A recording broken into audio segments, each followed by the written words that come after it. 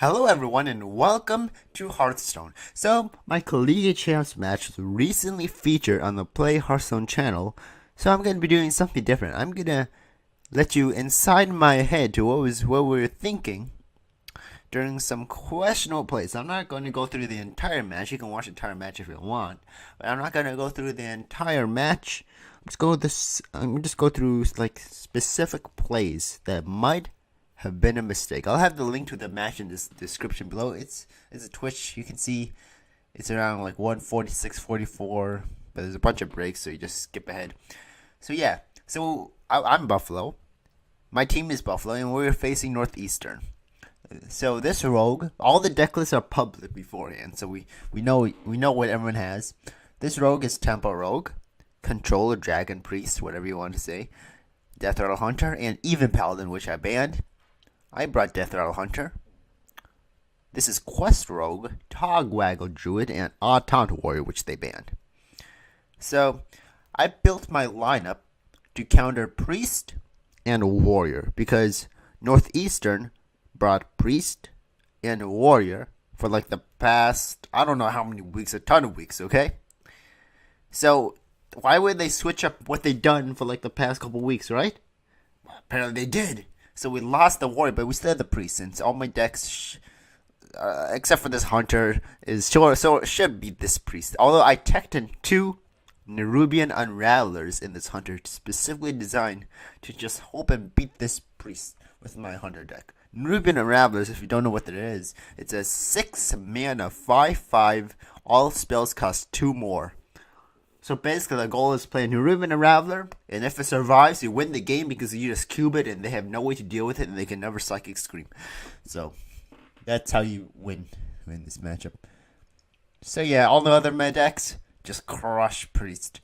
So what do we start first? So my thought process for what I'm gonna start first is, usually people don't like to play their weakest deck versus the opponent lines first. They want to play their strongest deck. So their strongest deck is the Tempo Rogue, because it beats up my Quest Rogue, my Hunter, and has a fair chance against my Druid. So I thought, okay, they're gonna play Tempo Rogue.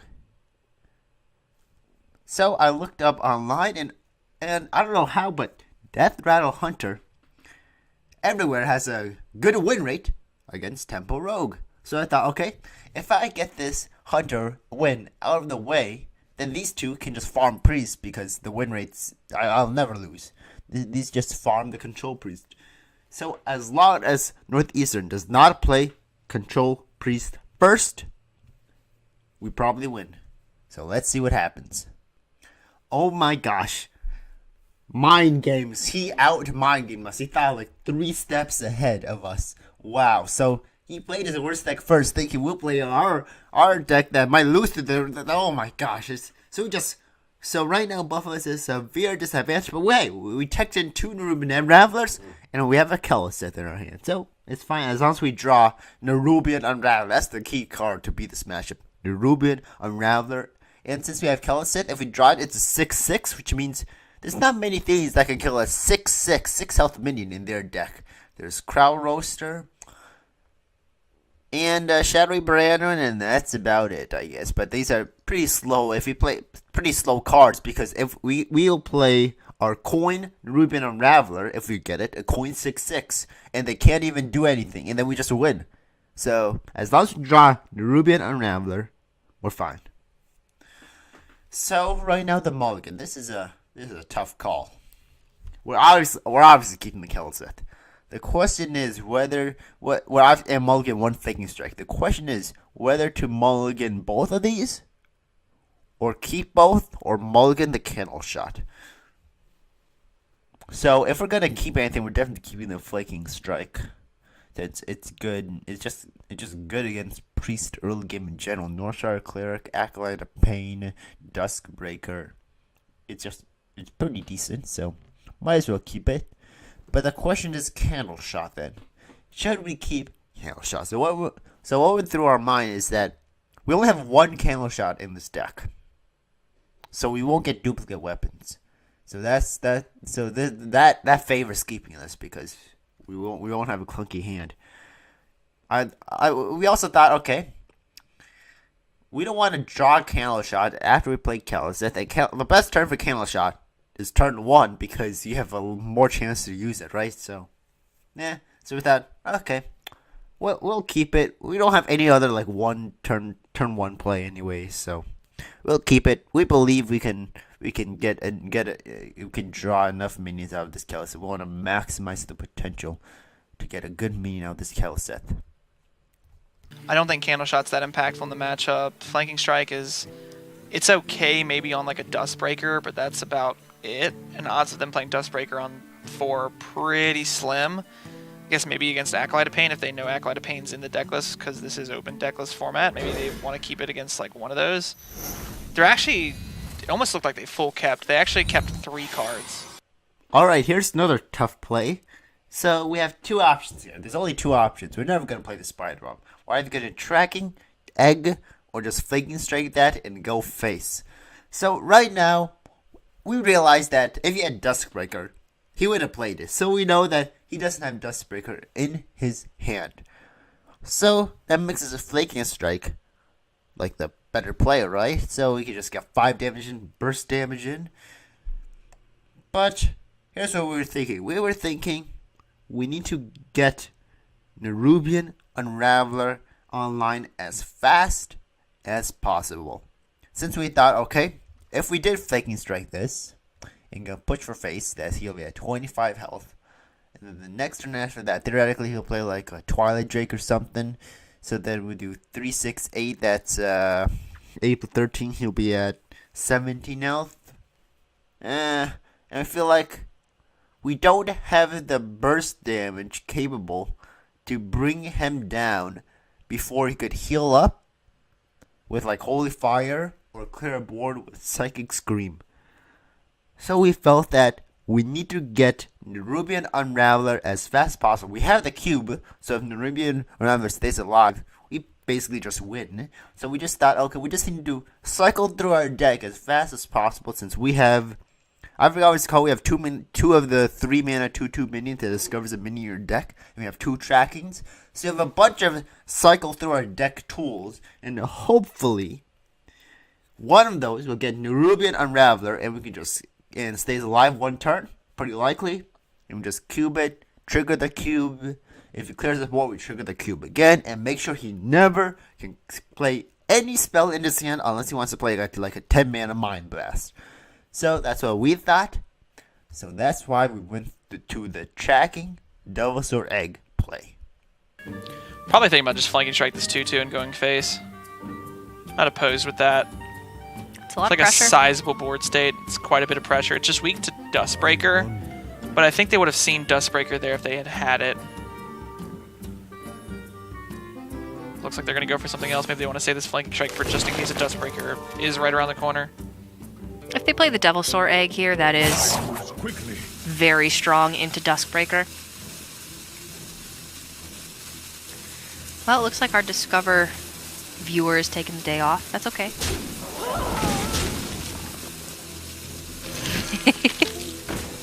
Alright, you were just going straight with like the back-to-back-to-back questionable play. Alright.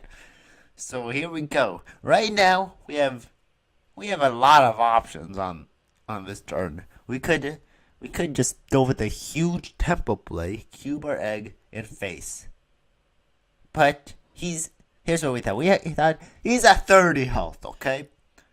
We're not gonna kill him. That's not an option. We have to think of other ways to win rather than killing him. So cube the egg, kind of waste the cube, right? So it does make a 5/5. It makes the big tempo, but that's we don't really like that because we want to just stall as long as possible until we're able to get the Nerubian Unraveler combo off or get Deathstalker Rexar into a ton of life steal so he could never kill us.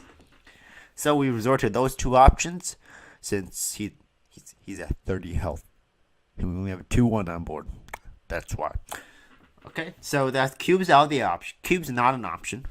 So it's either going to be Flanking Strike, Terror Skill, Hero Power, or Defender of Argus. Well, if we're keeping cube anyways, we might as well keep Terror Skill Stalker, because getting a 5 on board is the same thing as just going for the win, right? Because he has that 30 health. He only has one turn until he can Psychic Scream. It's not worth it. It's not worth committing all of our tools to generate more Nerubian Unravels with that. So it's down to just Flanking Strike and Defender Vargas. So he got the Shadow Manas from this and not his deck. So the only way you can counter a 1/3 egg, the biggest counter, is Cabal Shadow Priest. So but Defender Vargas is a 3/4. So Defender Vargas, like if he does have Cabal Shadow Priest, Defender Vargas is just way better than Flanking Strike here, because it gets more pressure and we can always Flanking Strike, like a Dustbreak or anything that he plays. So here's what we thought. Cabal Shadow Priest.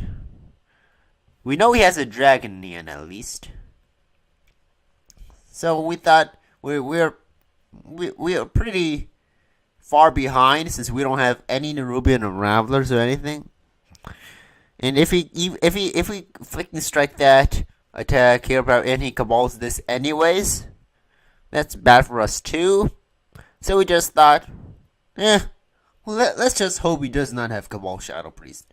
It's gonna be bad for us anyways. We don't have any of the counter pieces. We need top deck.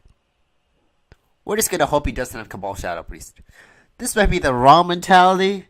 We probably should have Flanking Strike that, but this is what we thought.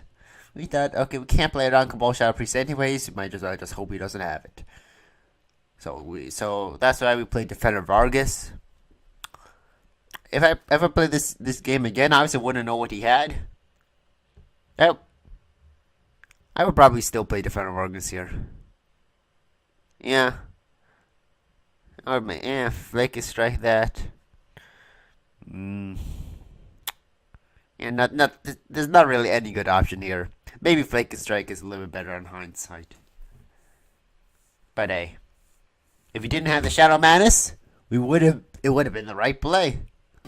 Could Carnivorous Cube the egg and go for the strongest play on board, knowing that Psychic Scream isn't playable next turn. Or could try to hedge their bets a little bit and not develop fully into a Scream on turn 7. I think they have to develop though, so I like the Carnivorous Cube. I like just playing the cube, get the pressure on the board. There's also potential for Flanking Strike trade. I guess Defender Vargas is a 3/4. That's pretty sizable. I just don't know if this is like that much pressure yet. It's also weak into something like Cabal. It's actually really weak into Cabal. Yeah? So yeah, I don't know if I like this. Alright, we're back with another tough turn. So, they top deck a Shadow Reaper Anduin to kill our 8/8 Delsaur. Wow, that's like the worst case scenario. Because we can't out heal with just Ziliax anymore. We need something more. We basically need Death Stalker Rexar. Even Nerubian Rabbit doesn't work because they got Shadow Reaper Anduin. Wow, that if you didn't have it, probably would have won. But so we cycled through all of our deck and couldn't find a single Nerubian Unraveler. Sucks, right? Sucks. Okay, and now our hand is garbage. Yep. Obviously, looking to the future, we should have cubed in the very beginning, but hey, we have 2 Nerubian Unravelers, 2 Trackings, and 2 of the 3-man 2/2s discover what is it? A Nerubian Unraveler, and there's like 15 cards left. Oh my gosh, we have this is very frustrating. We're very frustrated now because we can't draw a single Nerubian Unraveler. Kinda sucks, but hey, we got this 3/3 Spider Bomb specifically for this reason. It can magnetize onto Ziliax for extra heal. That's the only reason we picked the 3/3 over a King Crush. That's the other possible choice in the tracking, or whatever it's called. So yeah, since we obviously didn't choose the King Crush because he's always at full health, we're not gonna burst him down. We're gonna have to out heal him. So we have a couple options here. Do we hero power pass? Play a cube on its own? Play Spider Bomb cube? I didn't really like it since if we play Spider Bomb cube, they just get Psychic Scream. If you just there's nothing good here, okay? So I agree. We should just hero power pass. Well, this is just a bad development turn for Buffalo.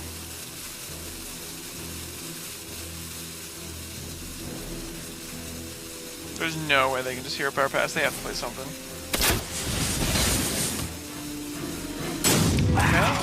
I was almost favoring Zilliax and a Spider Bomb this turn. Or Spider Bomb and Magnetize the Zilliax. It's very hard for Anduin to kill that. Can't be stolen without Acolyte and Cabal Shadow Priest. I think that there just had to be something that they could do. Alright, so we lost game 1. Horrendous! So now our deck lineup is supposed to be Priest, it's supposed to be Warrior, and they don't have any of those 2 classes left. Oh my gosh. So basically we feel like we're basically screwed since we're gonna have to win this matchup, have a Druid beat the Rogue. Druid Rogue, I don't know why, like all these sites I looked on say that Togwaggle Druid loses to Temple Rogue. So it's not a favorite matchup at all, but the cats say it's favored. Who knows? But we feel like it's obviously a better matchup than facing Death Rattle Hunter with our Tog Druid. So we're basically on the string, on like a string right now, but we're hoping to just do somewhat of a comeback here. But every website says this matchup is favored, so hey, right? But unfortunately, we got a horrific start, and we're stuck in this position. This is a tough position right here. We only have 2 options here: Witchwood Grizzly or Flaking Strike. Actually we have 3. We could also play a Naked Carnivorous Cube. That's also a play. Yeah, actually, no, it just gets sapped. That's bad. Okay, so yeah, I don't think playing a Naked Carnivorous Cube is worth it, even though it's like gets the biggest minion up. But knowing his hand, it might have been the best play. Wow, come to think of it, yeah, play a Naked Carnivorous Cube was the best play in this scenario. Yeah, wow, okay. According to this, I just found the best play. Just play a Naked Carnivorous Cube. Because if we just play Witchwood Grizzly, it has 5 health. It can easily be killed by his stuff. By like just Eviscerate Hero Power, Backstab Weapon. So yeah. We felt like he had access to another weapon because he used his first Shadow Blade just attacking on face twice. So we thought, okay, why would he use Shadow Blade attack on face twice when this is not even on the board if it doesn't have like another Shadow Blade, right? It looks like he has by just prep raiding party, but so we were right. So we played like we knew he had a Shadow Blade. So if we Flaking Strike this person, he'll just Shadow Blade it. We have a 5/5 that we can't deal with. It's out of our range, and we don't have any Death Rattle activated in case we will draw the Mech Bomb, whatever it's called. So we feel like this is not that good. We could play Witchwood Grizzly. It's 5 health. If he plays a Shadow Blade and decides to be greedy and value trades, if it doesn't have, this all depending. He doesn't have any 2 damage stuff, and then we top deck Deathstalker or Rexar. We get a win, right? We're so far behind. We need to go look for the miracle here. But this obviously was a misplay, since I think playing just a Naked Carnivorous Cube was actually the best play here. Since it's the same thing. If we top deck Deathstalker or Rexar, we can kill everything. Except now it doesn't run the risk of Shadow Blade plus 2 damage. He needs to get 3 damage. Okay, so this was our first misplay. I don't think the casters realized it too, but let's see what happened. Buffalo have a choice to make here about what they want to Flaking Strike. If they Flanking Strike the Dread Corsair and they see second Shadowblade or second Raiding Party into Shadowblade, then the Henge Clan Thug will survive. But if they Flanking Strike the Henge Clan Thug with the intention of Flanking Striking it again on turn 6, then they're taking a load of damage next turn. Tommy's in here adjusting the cameras, and now Jace is mad at him again.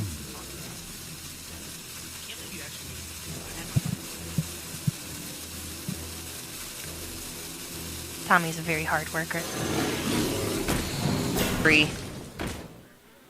Yeah, just kill it. And the Katharinas. Yeah, I guess. What does Katharina pull, though? One Grizzly still. So if they're keeping track, they've seen the Charged Devil. They've seen the other one, so yeah.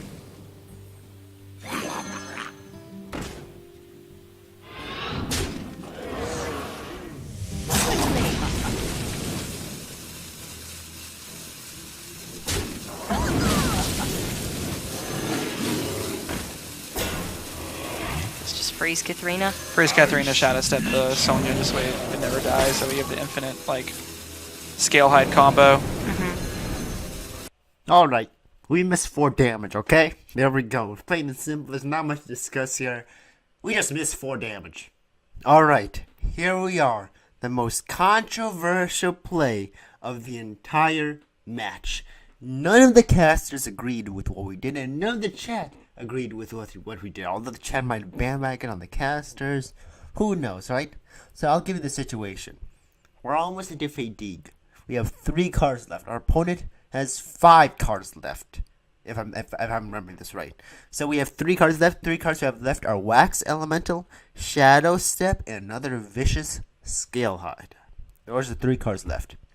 So right now, everyone was watching this. All the casters probably wanting. Oh, this play is really obvious. There's no tough play here. Just play Sonya, Vicious, clear both the 5/5s, brew the Sonya back, play a Firefly, and go all face. We have 6 4/4s. He has 10 health. Then we have another board clear. We have another Sonya Vicious. And we have another Shadow Step in our deck to get another board clear. So yeah, how can we possibly lose, right? Just do this and just win. You have 10 health. How does he deal with that? Except for this one reason. We lose the infinite combo. So in case you never played Questwork before, if you don't have Lab Recruiter, which we don't have, you can't win the fatigue battle unless you go infinite. And how you go infinite is you need Valeera, Vicious, Sonya, and Brew. So you play the Valeera, gives you an extra card that makes a duplicate of the last card you played. Then the next turn, you play Sonya, Vicious, clear the board, full heal, brew the Sonya back, and use the extra duplicate of Brew you got from the Valeera onto the Brew. So at the end of it all, you get a board clear, you get a full heal, and you don't lose any cards. You have the exact same 3 cards you started with. So you just do that every single turn, and you go infinite. And also, at the end of it all, you get an extra 4/4 on the board, which is just the 1 Brew that's there. So yeah, full board clear and a free 4/4. Simple as that.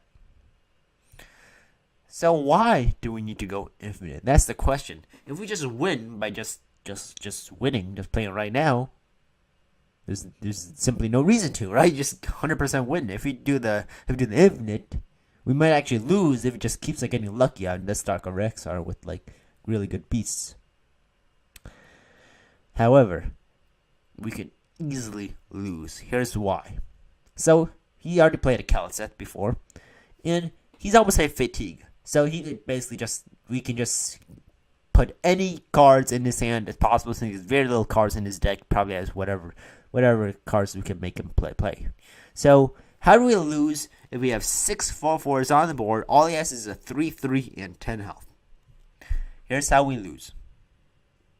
If he plays a Zilliax, a 4/3 Zilliax from the kill set, and a 3/3 Spider Bomb to magnetize onto the Zilliax, which is very possible since he's almost into fatigue himself, so he's basically drawing his entire deck.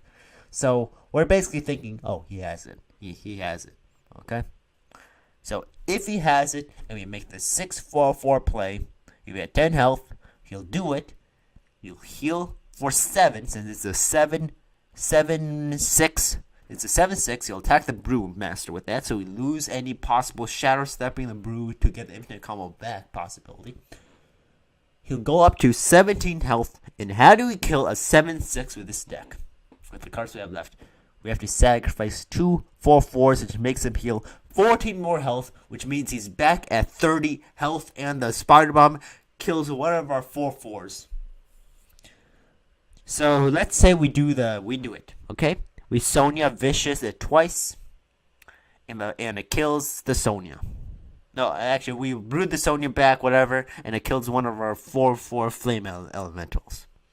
And then we only have 16 damage, so he'll be at 14 health. That's plenty of health to play with as a hunter. He has enough time to set up a Deathstalker Rexar, get a board clear, get a heal, get a Defender Vargas for another taunt. Like that, right? Pretty simple. So we could very easily, since he's almost no cards in his deck, he could easily have all those cards. He could very easily win if we use the Sonya Vicious Brew now. That's the absolute wrong play. Obviously, if you see that here now, that's the right play because we just win. But remember, we do not see what the opponent has in their hand. That's called cheating, okay?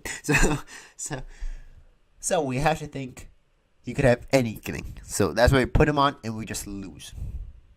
Now casters have an easy job. They can see what the opponent has and can just make the right play. But we don't have that privilege, so we made the best play in our position if you cover up their hand. So basically we play as if they have all the cards in their deck. We can do like that since we're so far ahead as Quest Rogue. But here's the question. If we do our play, is there a way we can lose? That's better chance than we lost versus the other play. So the only way we lose if we do our play is what the caster said, that they realize this. If our opponent gets Deathstalker Rexar and makes a big stealth beast, and then next turn they play King Crush and just kill us. So it's a 3-turn kill, and they have to play Deathstalker, Stealth, and then the King Crush. Very possible. However, they're missing this one key fact. They even said it in the beginning and forgot. We have a Wax Elemental in the deck. A Wax Elemental. And we're guaranteed to draw it since we have a Novice Engineer if we need it. If they somehow get the dream, we can get the Wax Elemental. And after we play the Wax Elemental, the minion loses the stealth and we can just heal up. So yeah, so there's no way you can kill us that 3 turns. There's absolutely 0 chance. So that possibly all the way. So then it has to be the long game. Can we lose the long game very easily if we do that? Not really, since he basically needs to get stealth minion with low health, high attack. Stealth minion, low health, high attack. Stealth minion, low health, high attack. There's not many stealth beasts out there, okay? Very rare. Very incredibly rare. Otherwise, just get a full heal. All he needs to do is mess up 1 turn, and he's back to resetting to normal since we get another full heal. And he's going to have to play a minion because his hand's going to be full, or he's going to start fatiguing. And then we could always play 2 minions at 2 4/4s at a time with our extra Valir the Hollow card. And we have a Shadow Step too. So he's going to be forced to play a minion, and then so there's a chance we lose, but that chance is so minuscule, it's basically 0%. So we made the best move here. Case closed. Yeah, everyone else was wrong. The other play was worse. Chat can see the other person's hand. We can't. Zilliax Spider Bomb just wins them the game if we do the other play. And I'm trying to think of what the last card is. I think it's a 1 of.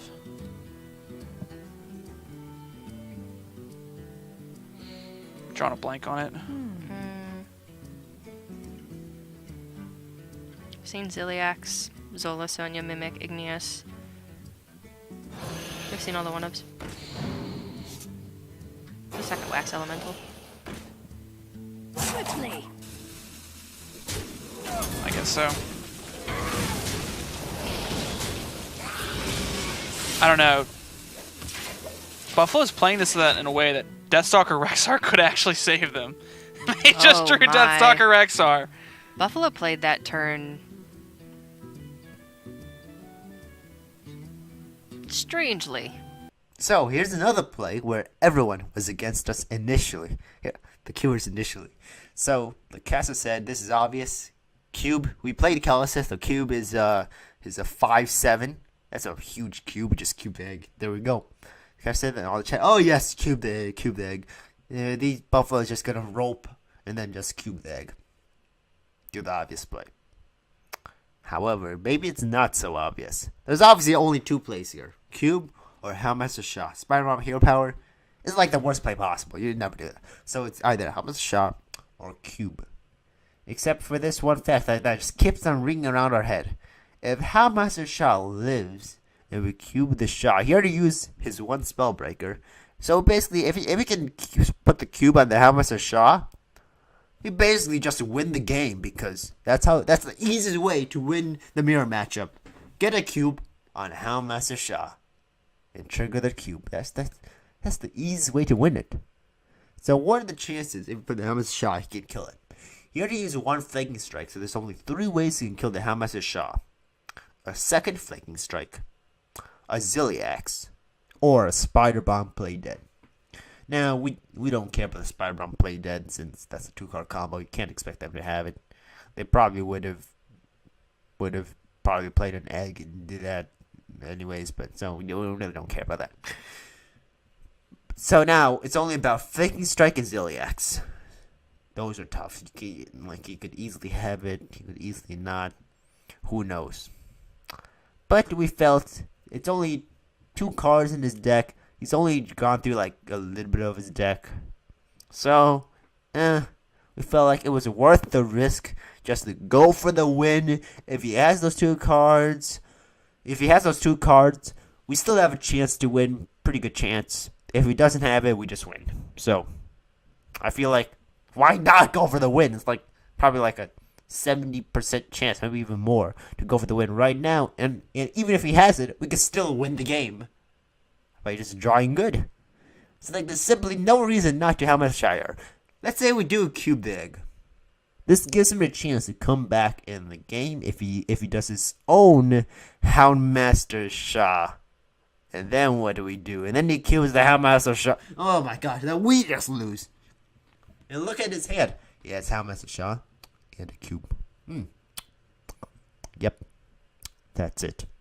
So we just go for the win right now. Pretty easy. The funny thing is, if you look at chat, the turn afterwards, we top deck a play dead. That was lucky, but we didn't have to. That just added on to our play. We played the Hellmaster Shah, and we're saying, "Oh, that's a horrible play." But then then after they thought about it, okay, Hellmaster Shah might have. There's only a couple possible. Okay, it's actually the best play. You can see the transition in Twitch chat. It's actually the best play. It's sort of like, wow, okay, yeah. And the top deck play dead, we got lucky. That was lucky, but we didn't need it.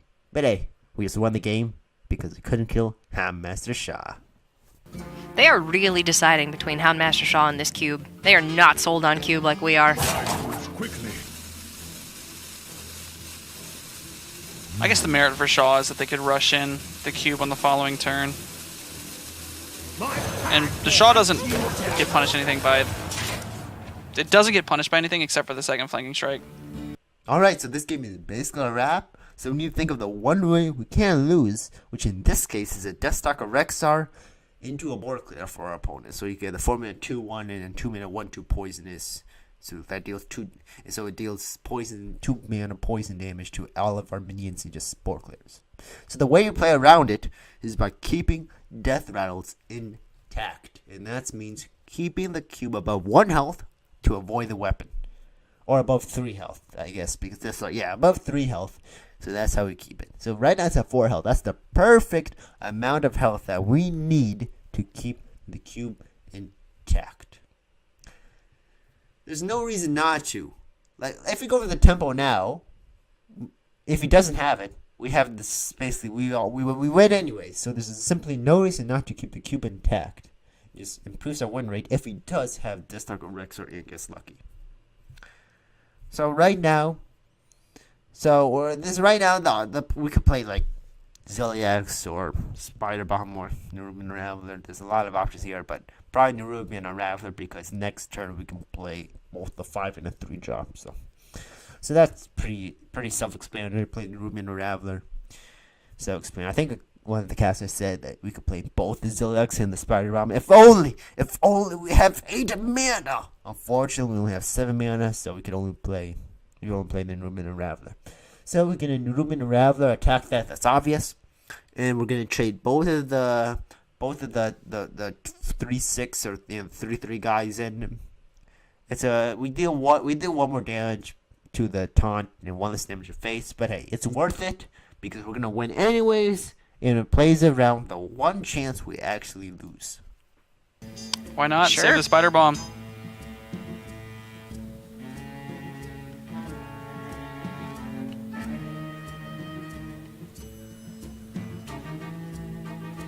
Kind of looking like they want this Unraveler to come down. I'm trying to think of what putting the Unraveler down does. I guess they can just value trade those two and maybe save the Spider Bomb for something bigger. It's a bigger, but doesn't even get a bigger body on board. I don't know. I think I probably would have gone for Ziliax Spider Bomb.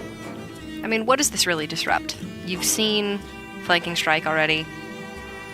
I mean, it makes Play Dead more expensive, but there's no minion to take advantage of that with.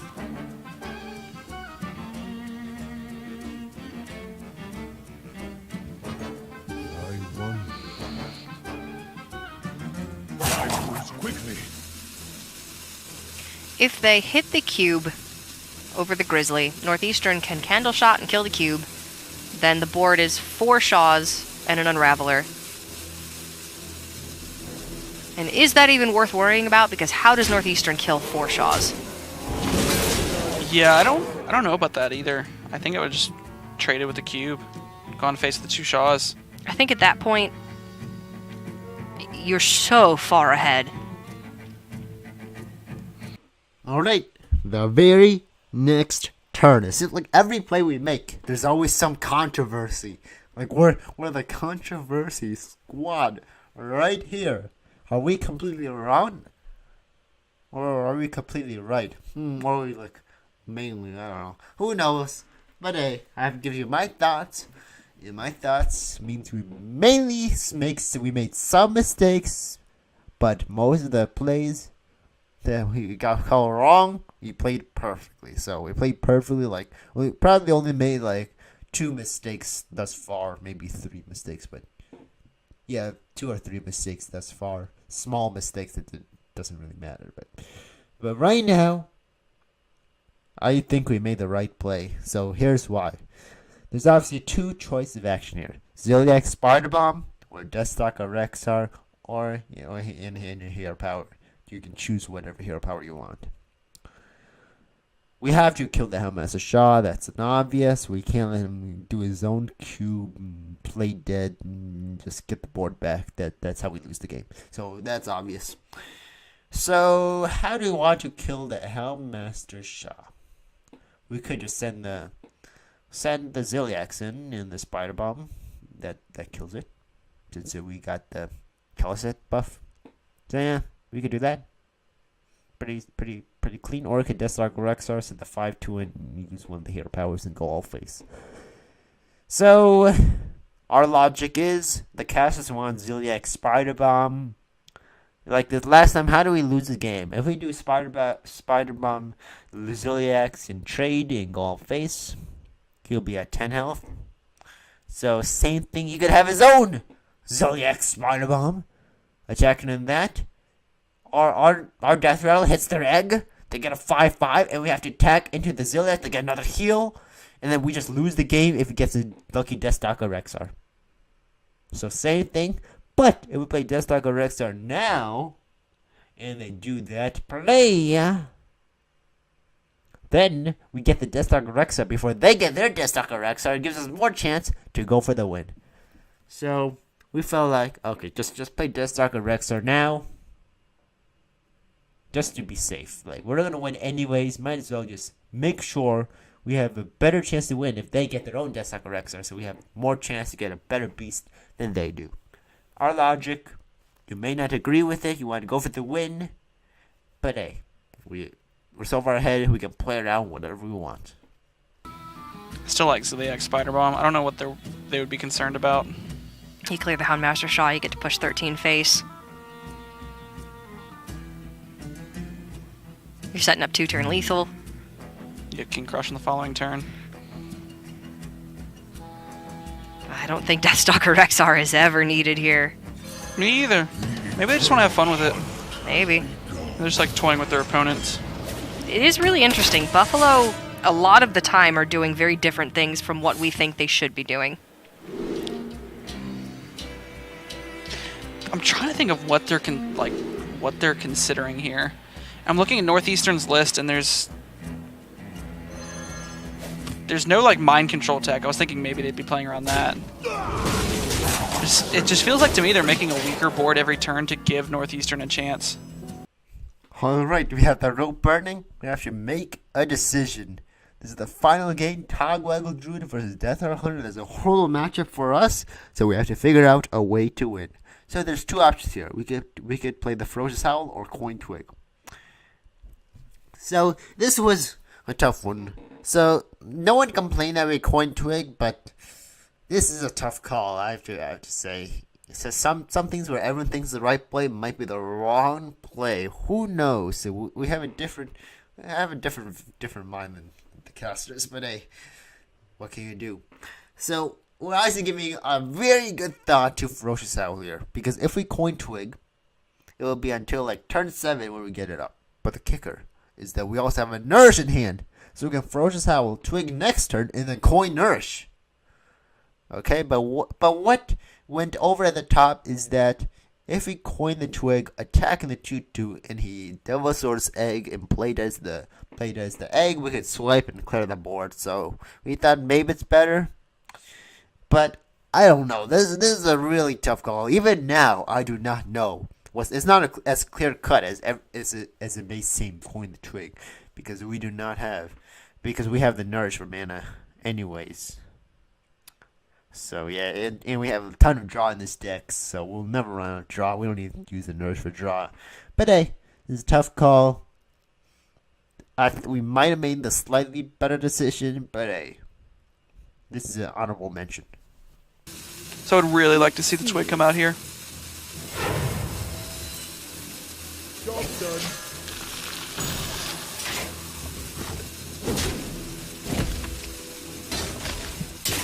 So in our minds, this seems pretty straightforward, but upon seeing the stream, the casters wanted us to draw with Nourish. So I was going to play the Nourish.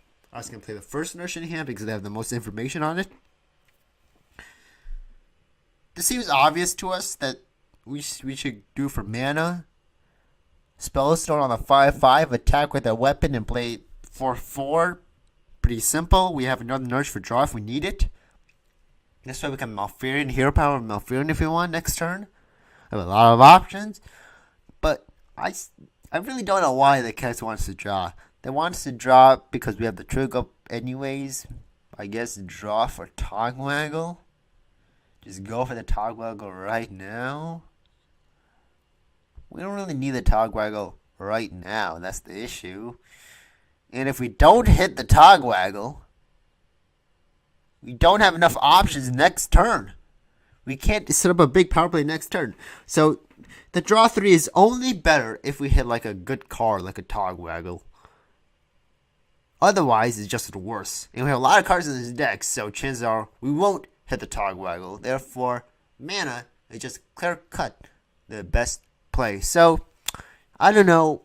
This is the final questionable play, since everything else we agreed on. The casters might not, but at least like they have some insight on it. So all the plays I'm not gonna do any commentate on, but this is a weird play because it seems obvious to us, but apparently it's not. Who knows? I play a lot of Togwaggle Druid, so this seems obvious, but hey, maybe they felt like this matchup is so bad we have to get lucky. That's obviously true, but since the opponent got a pretty slow start, we don't have to get that lucky. We can just slow things down a bit and just ramp up and just draw next turn or get a tempo with Malfurion and just stall until we have a better chance of getting Togwell. So yeah, we won 3-2, a reverse sweep. It's a miracle, and yet every single play we make seems to be a mistake. What are your thoughts? Did I count these wrong? Did I make a mistake? Did I not see anything? Give your insights. I want to become a better player. We made some mistakes. I told you those. Some mistakes that no one knows, like the Q play versus the rogue as the hunter. But hey, we can always become better. And if you enjoyed this video, this video is gonna be rare since I'm not gonna be on stream that much unless I make it really far. But hey, if I keep on making the right play, and my opponent keeps on making as many mistakes as Northeastern did, should be easy. You go to 10. But you can play the Arcane Tyrant, so you're back down to 9 and 10 on the draw. I think like the draw 3 here, just because you can play the Arcane Tyrant. You have the weapon swing. You know they play Mojo Master Zihi, so you want to save the other Nourish for ramp. Looks like they're going to disagree and just ramp it up. I don't know, I think this is one of those matches where you need to draw through your deck entirely too fast. Like, you just need to keep drawing turn after turn. So if you take a turn not to draw, then it just gets a little awkward. I guess what this turn allows them to go Malfurion plus fit in a hero power, then crack the twig, maybe draw that way.